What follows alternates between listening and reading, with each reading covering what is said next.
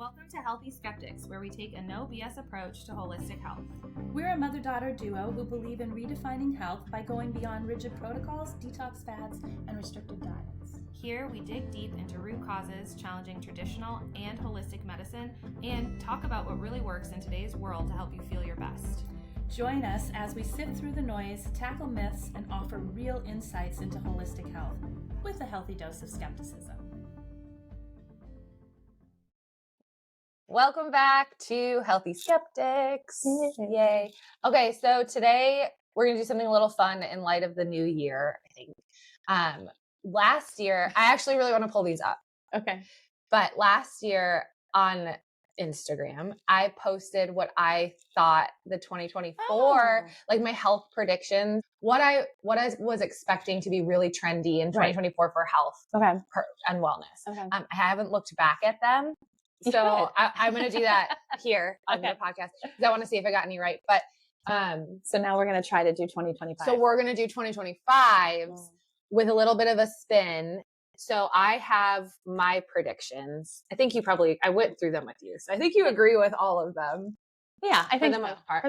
So I have my predictions. So we're going to go through, talk about each one and like give it a thumbs up, thumbs down. So you know. It's like little movie reviews. Yeah, thumbs up, thumbs down. So you know what actually is worth paying attention to in 2025 and what you should basically just like. Not wasting your money. So, okay, should I pull up my old ones? Can you get I'm going to see if I can get it. I mean, no, I can never get anything quickly. But do you I know remember any of them? Oh, no, you know where I can find it really quick. Do you remember any of them? I remember I talked about the Oura Ring, which I think. And there you are. I did it. I went full in on the Oura Ring trend. I think it's worked really well though for clients that we've had using it and things. Love it. Yeah, it's kind of cool. If I'm honest, I think that was going to be your incredibly Christmas present if helpful. you didn't buy it a few months ago. Oh, I know. I couldn't wait. Okay, I thought it. Did you remember any other ones? Are there any others that you can think of that I would love it if people that are listening put theirs in before we say anything. Like, did you hit any, like, do you have any predictions? I think that'd be kind of fun to hear what people think. Well, you could if you wanted. I thought I had them. I didn't. Okay. Well, we could just jump in. Yeah, sure. Okay. So I think one of the biggest things that I see as I'm talking, I'm going to keep scrolling because I still want to. You want to find them? Find so them. You're going to interrupt our 2025 and then go, hey, I found it. You post a lot. So you have to scroll like way back. I post so much. No, I wish there was a way to search. I do wish Instagram had that function. I've tried to do that sometimes. Like I want to find a particular post that I saw a while ago and I'll go on to Instagram and hit the search and say accounts or whatever. And it's like, you can never find it again. If you didn't save it or send it to somebody, that's it. You're done. You cannot. Okay. So I found it. Oh, great. What I did was though, I put wellness trends 2024 that I was actually excited about instead of, but I still think, but they're still predictions. Okay. So number one, syncing sleep to circadian rhythm. So I think because of hormone or because of like Oura Ring and people being very focused on their sleep quality, right, that this was becoming more popular. I was seeing a lot of circadian rhythm. I still don't think that it became as popular as I thought it was going to in 2024. I think we could do more. Because the app came out. The circadian rhythm app came out at that time. Yeah. Tech detoxes. So people getting off social media. Just like really, well, no, I think that people became more aware of their social media usage, and there's a lot more apps that are like helping people restrict the amount of time they spend on social media. Okay. Again, if it blew up, I don't know, but that was one of my things that I was excited about if it was going to happen. From a health perspective, I mean, it's nice to get off this one again. Okay. So I guess these are me being a little bit more hopeful.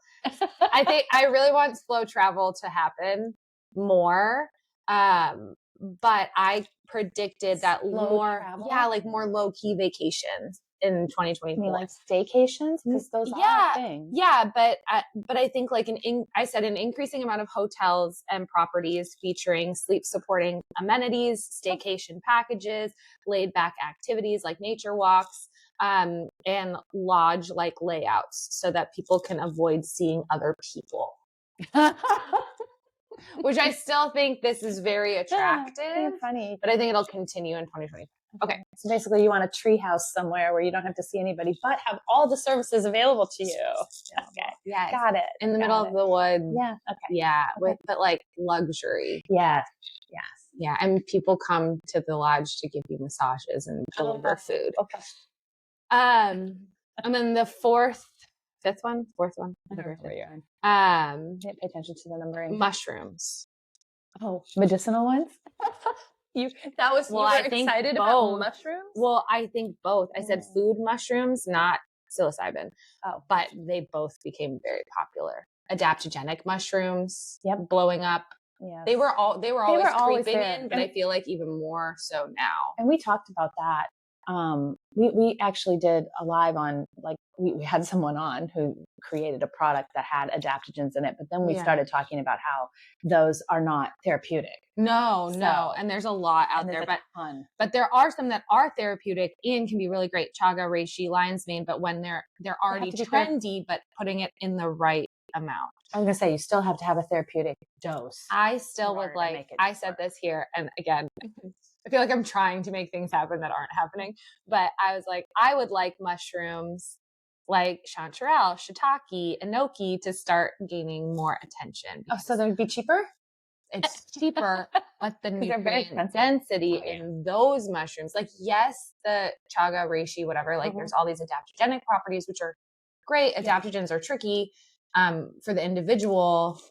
So again, side note, but some of the other mushrooms, like food mushrooms, other fungi mushrooms that we're eating in our food actually have extreme benefits on nutrients, which help our minerals, which help. Yeah, well, and a lot of those though they're hard to find in your general grocery stores. Yeah. And they're expensive when you do find them. Yeah. So so those are my 2024. Those are completely different than what we're going to talk about today. Yes.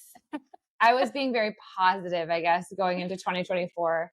Not that I'm not positive. But now we've moved into sarcasm positivity versus just positivity. Because it's just getting out of hand. Everything is. So, okay, 2025. Okay. Here's the first prediction, which personalized wellness, which is a yay. It's a yay to a point, but I think it's go ahead. No. Go ahead. Finish your thought. Sorry. I was just going to say, but what we do with personalized wellness, which is sit down, have a long conversation, really take in every single aspect of someone's medical history, interpret it, and then and their life and like how's their life going? Routine. Routine. Exactly. And then actually co-create a plan together that will work for long-term health. What we're seeing, that's great. Yay for personal wellness, personalized wellness. What we're seeing trending, and I think what's even going to become more popular. I'm not going to like this, am I? Well, it's personalized wellness to the point of like people doing genetic specific diets. So you get tested, like DNA testing, and then you have a diet that someone makes based on your genetics. Okay, so I think is going to get really popular. I'm a little confused on that. We'll circle back. Okay. The other thing, so like MTHFR focused diets. Okay. So if you have, so I'm sorry. The other thing. That's a methylation problem. Yes. But people are. What are you eating specifically that's going to be helping that besides liver support? Okay. Which is liver support. Okay. But my point is, there's a lot built up around people doing DNA testing. Honestly, if you think back about this. We used to run a DNA test, which technically we still do, but we haven't done it in a while. Right. But we used to do it when we were really, really focused on postpartum women, the very beginning of Chic. Correct. On pregnancy. Yes. And we ran the DNA test. Yes. To help with personalized wellness based on the DNA test. But that was more for like those were for people who had experienced miscarriages, had terrible postpartum, and in another pregnancy, trying to identify what those SNPs were that, and then help cause their thyroid to be crazy during pregnancy or whatever. Yeah. The difference was when we did it, we used it as a piece of the puzzle to create a plan. I think what's happening and what you're going to see more of is that, but people like AI generating diet plans. You do not want to go down the AI route. I'm just saying, I think that's going to go, I think that's what's going to happen. I think there's going to be more genetic specific diet plans for people because people are very interested in genetic SNPs and all of this stuff. I think we put too much emphasis on, not that it's not important. I think that to put all your eggs in that basket is a mistake. So you're saying, as an example, I'm just trying to wrap my head around this. Mm-hmm. So you're saying, as an example, yeah, I would do a DNA test and I would find that my body's ability to create selenium for all the different reasons. Right? Mm-hmm. I'm low and I can't absorb it. I don't process it. Blah, blah, blah, so now I'm going to focus on selenium rich foods because the SNP said I have this problem. And that's the problem with this, is that your genetics are, those mutations are turned off and on. Mm-hmm. So you're doing, again, a test on genetics that don't change. It's not like a blood test. I mean, your genetics are your genetics. Mm-hmm. But now I could make some changes in my lifestyle or other things instead of now I'm going to go pay God only knows how much money to get a DNA test so that someone can write me a nutrition plan that probably isn't going to do a whole heck of a lot for me anyway. So because we have no way of knowing if those are on or off. Exactly. And so what's the point? Symptom-wise, but yes, there are much better ways to do personalized wellness than this, but I think it's going to become more popular. Okay. That's my prediction. All right. Not happy. Take it or leave it. We're supposed to do thumbs down. I'm doing a big thumbs down. Okay. How about you? What's your vote? Thumbs up. I think if personal wellness goes in the direction that we would like to, we do it. Thumbs up. I think in the direction that I'm predicting it goes with AI. I don't know. I'm just assuming that that AI is going to become more popular with this, but DNA-based nutrition, I think things like hormone tracking and then cycle eating for whatever your hormones based on your genetics. No, separately. Oh, okay. Like I think people are going to get really into. Sorry, you skipped. Like they're just think about it from like a really personalized. So here's your hormone tracking as we do, right? Mm-hmm. Like here are the phases, and then getting really specific into how you should be eating for each phase. Again, that's great, but like most people aren't even understanding the basics. That's so complicated. Like we're just complicating everything. Well, do you remember that whole seed cycling crap that was out? Okay, but we're not going to go there. No, I'm just saying. I got lots more predictions to talk but okay, about. Fine. I'm just saying that people, okay. I'm sticking with my thumbs overarching, down. I think we're just, we're trying to personalize wellness to the point where it's becoming way too in the weeds specific. Yes. That it's not going to, I think it's going to confuse more people and honestly add stress. Correct. Second prediction. Okay, moving on from that. All right. Focus on nervous system. Okay. That's there's a lot already on nervous system. Nervous system is becoming a buzzword in health. Nervous system work is amazing. Nervous system support, the importance of our nervous system as like the backbone to all of our health. I love all of it. Mm-hmm. However, what we're seeing and what we're going to see more of is breathworking apps and workshops, focusing on different things that focus specifically on how to get people more into a parasympathetic state. Okay. Meditation, more calming practices, more like vagal nerve stimulation workshops. A vagal nerve stimulation workshop. Okay. I'm just imagining a whole row of bowls of ice water. Yes. Okay. Now. But I'm going to charge you $30 a piece or $50 or $150, depending on the surroundings. Okay. Now. Sorry. I think that this is good. In theory, it's great. Most women today are very sympathetic dominant. We're stressed out. Yeah. We live go. Nobody understands how to calm down. And we have a lot of nervous system issues, cortisol driven issues. Because most women are living like males. Yes. So the issue, but problems. So I think overall it's good. Mm-hmm. 2 issues I see with it. One, we're still not addressing why you're living a lifestyle that's making you need all of these tools all the time. Right. The tools are good and they can help strengthen a parasympathetic. It's kind of like weight training, as I say. You need to strengthen that. It can be really great to help in the beginning, like calm yourself down, but then you actually need to address why you got stuck in that state in the first place. Because again, we're just then throwing more practices and more things you have to do instead of actually getting to the root of the lifestyle issue. Why are you somebody that's type A, which could go all the way back to your childhood and crap you haven't dealt with, or just understanding that you have to create a different way of living, but that's my big issue with that, I think. But they're not bad. They're not inherently bad things. No. Does that make sense? Yes. So I think the trend that you're going to see is more about people going for events. And we used to talk about this all the time. It was, self-care was go and get a massage or go on a spa weekend which those things are great.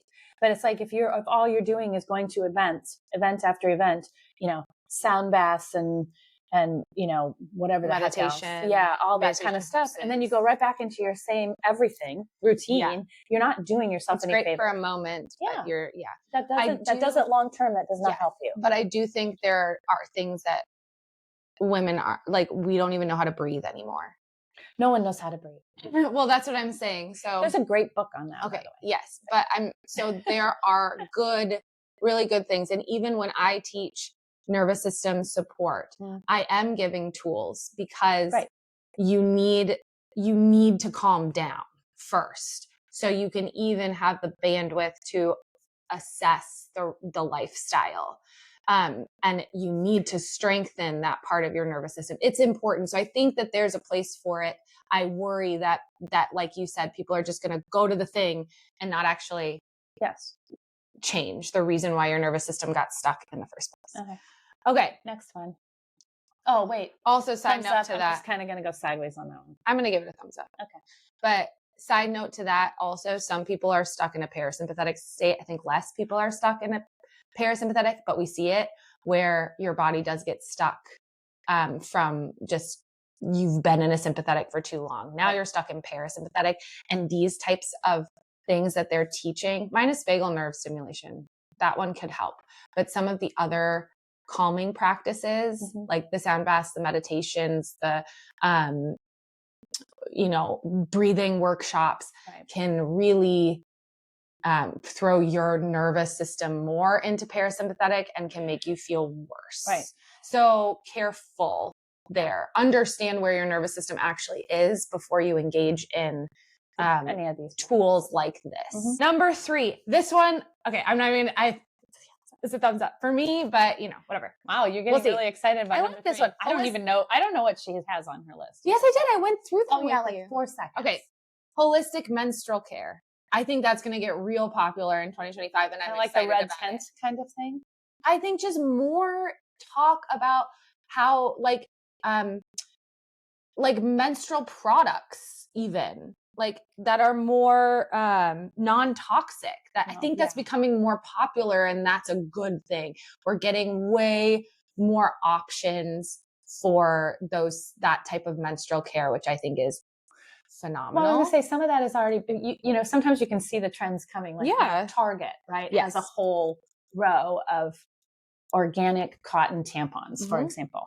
Tampons are not your friend. They are great for certain situational things. No, but I'm just saying. Let me tell. Okay, you have. Wow. I'm sorry. Side note. I was talking about this with a friend recently. I won't name the friend. I love her, but I won't. Okay. And we were talking about how we just like can't do tampons anymore. Like 35 can't do them. Like not because they're toxic or not toxic, but like they're actually uncomfortable. And I even got to the point where we had this long conversation where I used to wear cups. Yeah. I can't even do that anymore. Like this is so bad, but I'm like a free bleeder now. Like that, I can't put anything up there anymore. It's just always ends up super uncomfortable. And I'm like, is this, and she said the same thing. And I was like, is this a normal thing? Is this an aging thing? Or is this? Yeah, your anatomy does change a little bit. It's why, if someone's using barrier, a cup for birth control, for example, you have to get that sucker like refitted. No, not the ring. No, it's a cup. Think about your menstrual cup. It's like a menstrual cup. Only but I've tried different sizes. Yeah, I know, but it's not. They're still mass manufactured. They're not meant for everyone. Ooh. So some people that customized. You'd have to go in for an exam. Someone would have to fit it, measure it. Yeah, you'd have to have but I would do that like you do with varying methods for birth control. Well, so I would do that. Yeah. They should do that. Hey, maybe we could do that. Because I just am like, I'm like, period panty, whatever. Like I just can't do anything up in. No, but it's not abnormal. Like that's something. So if you guys are also sitting there being like, when are we going to have products for people that don't like to shove things up there anymore? It makes the cramping worse if you have cramping. It can be uncomfortable. It moves, it shifts. It leaks because of those things. Like it's just. Well, they leak because of toxic shock syndrome a long time ago. They used to make tampons that you could put in there for a week and you wouldn't have a drop out. But I will say that those things are good for certain situations. They should be used in very short bursts. You know what I mean? Like, there's a swim party I want to go to, or something like that. Yes, I can. Yeah, I can. But do that it's not. But like, who's doing that when they're on their period? Just be like, I'm on my period. I'm not getting in the water. No, but I agree. I'm just saying, I used to work in the water every day. Yeah, I would need to do that. But it's just. As a general rule, organic cotton or not, or whatever, non-toxic, it's still, introducing things. Yeah, that shouldn't be there. I would like to see an improvement, but if this becomes a trend of more product availability, I will be very happy. And if anyone wants to take our $1 million idea and start a clinic where you're measuring people for customized things, I'll be there. We'll be there. Okay, next trend. This is a huge prediction. Again, seeing this coming. Again, I think, so I give thumbs up, by the way, to holistic menstrual health. Okay, I'm just going to say I give a thumbs up on that whole deal just because of the awareness. Yes. That's all of the things we don't ever talk about. So I think that can be really great. Okay, this next one, blood sugar and metabolic health. This is becoming popular and getting really popular in 2025. So important. I am blood sugar queen. Yes, you are. Metabolism queen. It is very important. It is the thing. Like if you focus on metabolic health, that's it.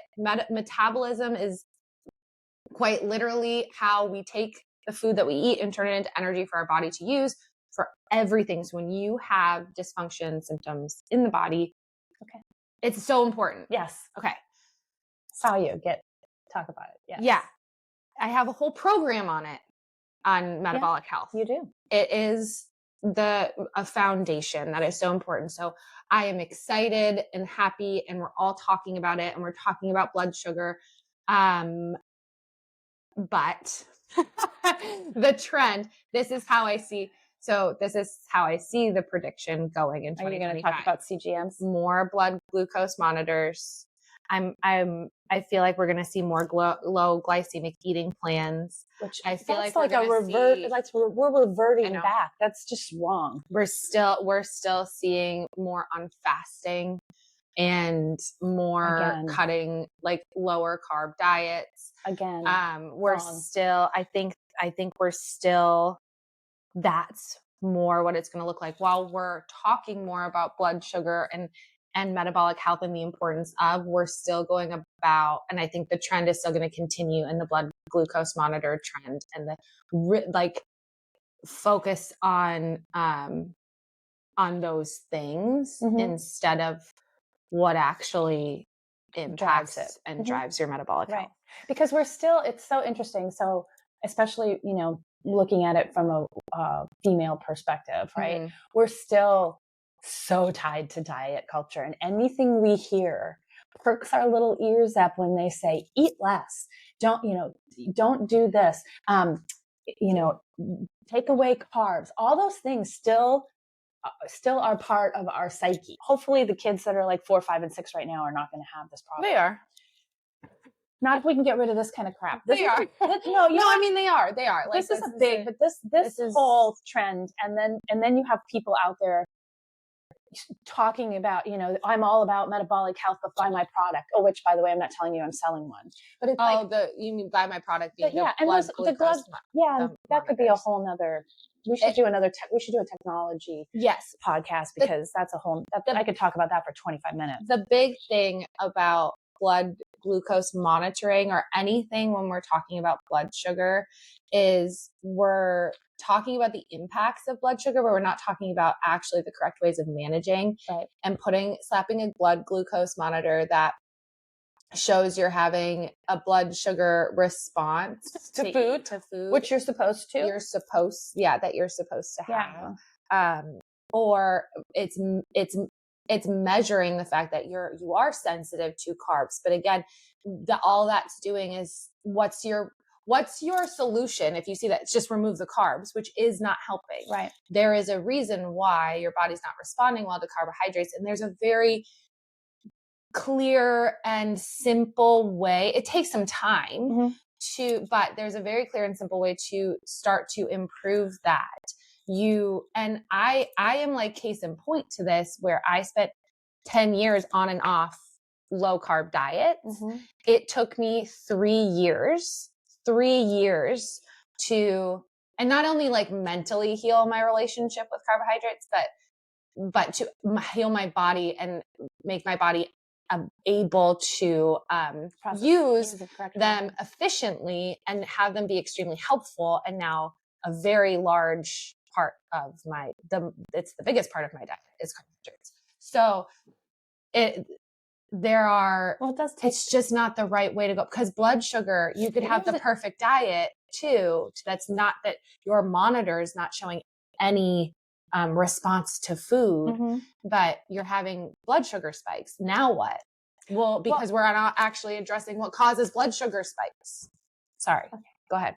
No, all I was going to say is, like most of the things we talk about, there are either nuggets of truth in something, or there's a way that they are helpful, or there was a way that they were developed in order to be helpful. And then people see an opportunity to make a product to make money, which, yay, capitalism, but this one in particular, you think about people who are true diabetics, either type 1s or type 2 diabetics that become diabetic through life. That having to stick your finger 3 or 4 times a day is very painful. And these came from continuous monitoring for those people who have to manage their pancreas doesn't especially work. Type 1. You have to manage 100%. your insulin. Yes. Like you have to know what's going on. And so that's where this started, was to give someone a continuous monitoring and then attached to a pump, so that they weren't sticking themselves with needles and having to test. Then it blew up into, well, everybody should wear one. Crazy. There's a very popular doctor right now, Dr. Casey Means. I'm just going to say it. Okay. And she's out there on she's functional medicine. She's on every single functional medicine-ish. Anyway, she's blown up. Maybe you've seen her. And she talks, her big thing is metabolic health, and she's in front of the Senate and all the things. And it's great. And she talks and you're like, okay, finally, maybe it's becoming more mainstream to talk about this, because she was a Stanford doctor and all the things. She has a large tech company that produces blood glucose monitors. So when you think about her out there promoting metabolic health, well, she's actually promoting her product. Millions on blood glucose monitoring. Not saying that her information is bad, but some of her information is some of it, but it's not saying like the awareness of metabolic health is bad. It's just we're not going about it in the right way. So again, here's a trend where I would love metabolic health.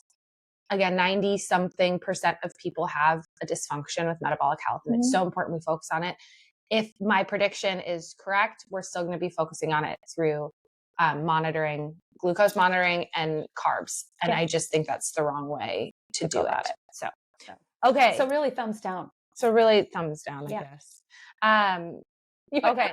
You went from being really excited Well, about I'm this. excited about awareness. I'm excited that more people are talking about metabolic health. Okay. All these things are good for awareness. Okay. Here we go. Number 5. Targeted probiotics for mental health. Mental health is going to be still talked about. Good. We're so lacking. Yes, but I think mental health nutrition. So again, nutrition plans that focus on anxiety and depression, and specifically, I see a trend for probiotics for mental health because more people are talking about the gut-brain axis. And so we're going to start throwing probiotics, and you're going to see a lot more advertising for probiotics that help with anxiety, depression, etc. More probiotics that are going to help.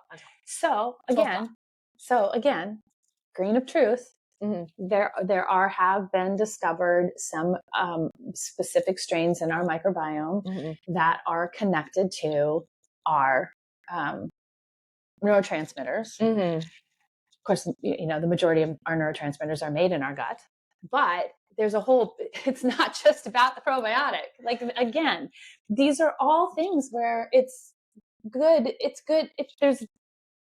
It's a good your gut health absolutely impacts your mental health. Probiotics aren't going to do most probiotics, and especially the ones that are going to glom onto this marketing. Yes, and it's going to be marketing. It's going to be a lot of marketing. For it.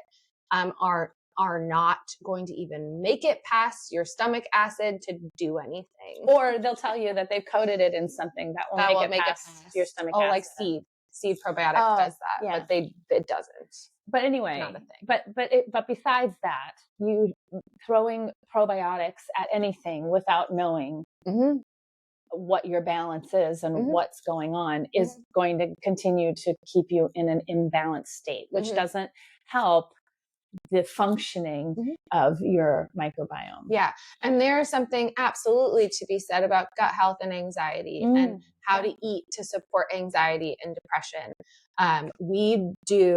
There's a lot on depression specifically that is coming from a mineral depletion. Right. So as far as food is concerned, we can do a lot there with nutrition. Same with anxiety. Anxiety is usually coming from somebody that's stuck in a sympathetic dominant state. And so how that's impacting your body, your gut, is that stress, that constant release of cortisol is going to impact how your body breaks down and absorbs food and nutrients. Right. It's going to impact your gut microbiome. It's going to change the bacteria and the diversity of. You may end up with overgrowth and pathogens, and that absolutely is going to affect and drive more anxiety and more mental health issues. So it is deeply connected, but like I said, the actual prediction that I'm seeing is marketing around probiotics for mental health. And that's a thumbs down for me. Big time. Please avoid all probiotics in 2025. No, it's unless you're working with someone specifically. Yeah. So that's it's interesting. The trends that we talk about, a lot of times it's the same product that was there a year or two ago that all they're doing is remarketing. Yeah. So it's, be careful. I guess it's just kind of, pay attention to the claims. Okay. I have 2 more. Okay. Empowered aging. This is the next one. This is the one I'm like, you said this and I was like, okay, what is that? So I think more people want to age well, longevity, but also look better in a more holistic, natural way. And then on top of that, menopause. So I think there's going to be a lot more products for menopause. The population is aging. Yes. So that would be a good trend. Yeah. But less from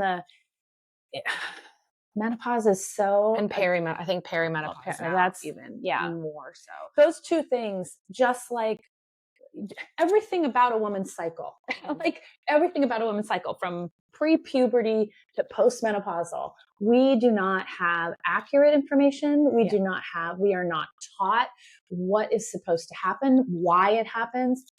It's like there's so much, and then there's tons of misinformation that keep getting passed from girlfriend to girlfriend, that it's just, it's like, this would be really good if there was a positive focus on it. On education. And so, are you talking about having a positive focus on education? More education for this. I also think epigenetics is becoming the study of longevity and how, effects of multiple things have on our, so many pieces I could talk about, but just in general, how our skin ages, how our body ages, how our cells age. All those things are being studied at a micro level. Well, I think so. You're in 2025. You're going to hear a lot about mitochondria. Well, yeah, and I said and that's part of like the epigenetics thing. I think is going to be a big thing because that's talking about longevity, and longevity doesn't necessarily mean years added. It's talking about being very healthy for the years that you have. So and looking better and not aging as quickly, right? And so I think mitochondria is going to be a buzzword. I think so in too. 2025. Yeah. And if you don't know, I was going to say, you want to say, what's mitochondria, Kate? What mitochondria is? It's essentially just like your energy, your energy cells. And when I say that, I'm talking about, again, from the standpoint of energy being, our body needs all of that all the time to do anything, right? To grow new hair, to grow skin, to breathe, think, digest food, produce hormones. We need energy, and mitochondria is the health of your cell, and from an energy standpoint. Right. So again, you're going to hear all these sciencey words in 2024, and then they're going to sell you the things that are going to help your mitochondria. We're just talking about, again, how is your body efficiently producing energy and utilizing the energy throughout your body. And if that is going well, you're going to age well. Yeah. Yeah. And, so it's just fancy ways that people are going to start to make more money, to make products to sell you. Yeah. And then also I think a lot of cooling pillows and lubricants and all to really target the perimenopause, the 40s, 50s. Okay. And my thought on all of that is those are not necessary if you're internally healthy. Hot flashes are not a rite of passage. They're uncomfortable. You shouldn't really be experiencing them if your detox system is working properly, if your hormonal system is communicating your well. HPA axis is working well. So I mean, creating more products to deal with the symptoms of a dysfunctioning system. It's just kind of like, it'll make you feel better for the moment, but those should, honest to goodness, like when you go through menopause, it should be like, yay! Yeah. No longer do I deal with a period. I don't have to worry about getting pregnant. All those things are just, the good side of it. And that's the way it should be. Yes. And we can do deeper dives on menopause and perimenopause, but just overall trying to prevent you guys from getting sucked into whatever marketing is coming our way. Yes. So there you go. Last but not least, this one's my favorite though, because I think this is very true in 2025. Back to basics. Oh, this would be nice. I think thumbs up after all of those things that we just said and more products coming at you and more marketing. I think a lot of people are over it. I think in 2025, we're going to see more in simplicity and health, getting back to the basics of just like food and movement and rest and getting enough sleep and hydration and like the things that we all know that we should be doing. Maybe that slow travel will come around this year.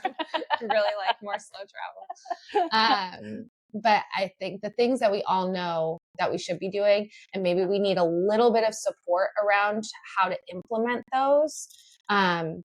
So we're getting that type of support and not all of the protocols, supplement detoxes, and all the things I think we've figured out. Yes. A lot of people have started to figure out that this crap doesn't really work. Yeah, most of it works for a second. Like, I felt really good last month. And then month 3, you're like, oh my gosh, And as holistic medicine and functional medicine have picked up in the last 5 to 7 years, it was great, and all this fancy stuff, and oh my gosh, I can heal myself, and all these products, and they're natural. And now we're coming on the other side of the hump where people are like, well, that didn't really work like I thought it would. And here I am 5 years later, and I still have all these things. And I think 2025, we're going to see more just simplicity. Yes.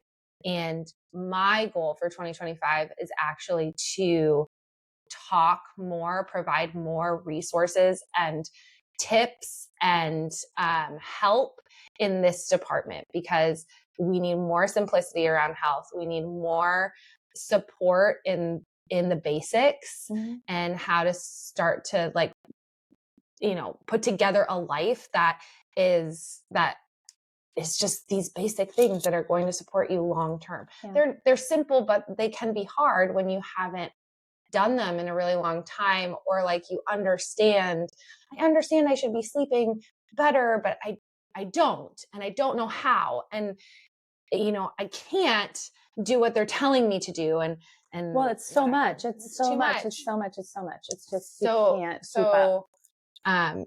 Yeah, that's what I would love to see. And I do still love personalized wellness. I think there is a time and place, because we need to understand your individual body, your history. Everyone is different, needs different things, even from a routine perspective. Right.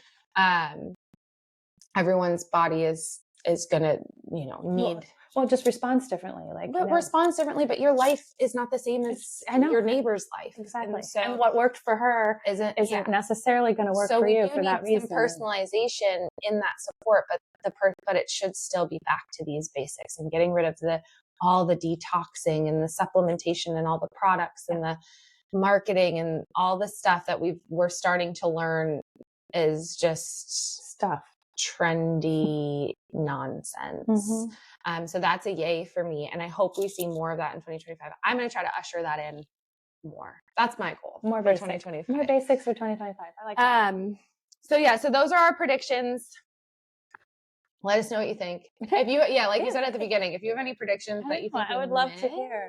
Let us know. I'd love to hear what your predictions are. Also like to hear your opinions on the predictions that we have. Yeah. And then we'll circle back at the end of 2025 and see what happened. Because obviously my 2024 predictions, besides the Oura ring, I got this one right. And I think I still, I want to make more slow travel happen. I want to make mushrooms happen. Food mushrooms. Food mushrooms. She wants to make food mushrooms happen. We just want to always got to clarify that. Well, you know what? Because there's a whole 2025. We're going to see more mushrooms. I think people so, because microdosing a lot. They are, and there's a lot of benefits to that if done correctly for the right reason. No, I'm saying what? Yeah, you want it? Yes. I'm saying that for people whose brain is stuck, like in a PTSD situation. Well, we don't need to talk about I'm just saying there are things that are really good, that are really showing to be very helpful in certain populations of people. But just like everything else, it's like, oh, well, I can make lots of money off of getting mommy down the street to microdose some mushrooms. Well, I know, but that's the thing, right? Oh, it's so popular in Europe right now. It's so, It's okay. And then, 20 years from now, when people have a certain set of problems, they're going to trace it back to this is what you were doing 20 years back. Yeah. So, anyway. All right. So that's a whole nother topic. Yes. So that's our predictions for 2025. Thanks for listening. And we'll see you next time. Okay.